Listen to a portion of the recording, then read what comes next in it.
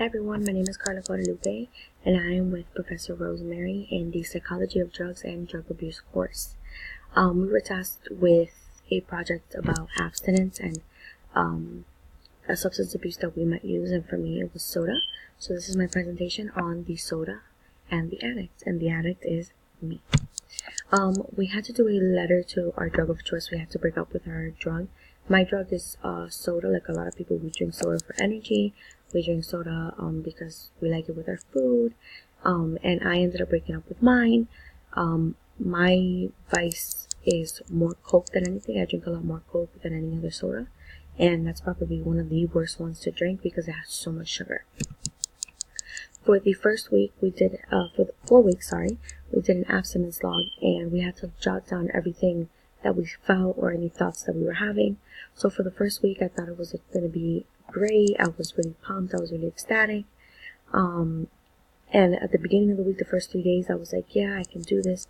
And then as the days went by, I was like, I don't know if I could do this. I found myself getting really tired. I was really cranky. And I was just like, maybe.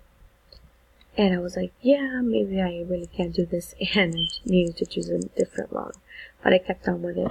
The second week was a little bit more frustrating for me because I ended up getting really bad migraines to the point that I went to go see a doctor to see if they could prescribe me something because I didn't want to cheat, but I ended up relapsing because I was drinking a leave and it wasn't really working.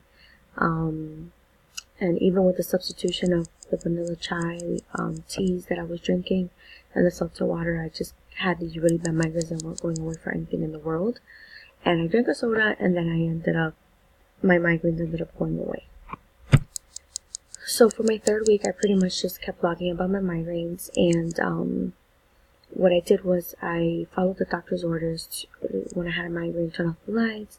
I wear contacts, so I took off my contacts, wore my glasses, drink more water. I was still drinking my vanilla chai lattes, but I was trying not to relapse, which the biggest thing was for me was the soda.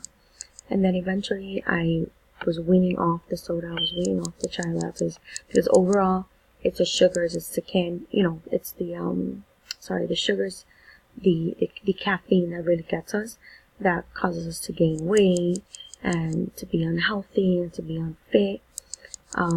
So then the last week, I was doing a little research and I wanted to know what else does soda cause. Yeah, we know that it's not good for us health-wise, but what else can it do?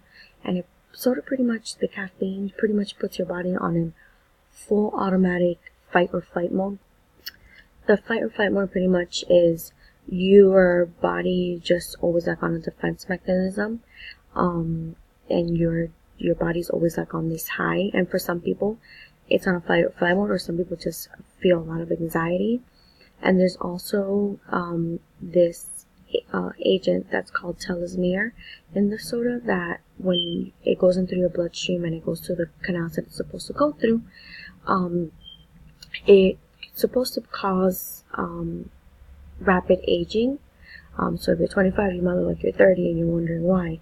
If you drink a lot of soda like I do or used to, that's probably one of the causes why. For my final thoughts and my final outcomes, I'm no longer an addict and I'm going to stay that way. I'm no longer going to be drinking soda. I have no benefits and no use for it anymore. I found other outlets if I am tired to boost my own energy. Exercising more, drinking more water. I have more health benefits that way, and I'll last longer for my kids than if I am drinking soda. I also was able to get a better understanding of my father's drug addiction. My father died from drugs, and I never really understood why. And this project made me have a better understanding on how someone with an addiction could fall under addiction, or in this case, relapse, once they say that they've stopped doing something. It is hard, and you have to have willpower, and you have to have a good support system behind you, because if you don't have that, then you will fail. Overall, I really learned a lot in this project, and I really learned the strength that I do have within me to not fall victim of an addiction or substance abuse. And in this case, it was soda, and I know that I can overcome it, and I was able to get a better understanding of what my father went through with his drug addiction. Maybe to not that extreme level, but I definitely understood how and why he fell and relapsed again. So this was a very good project, and thank you.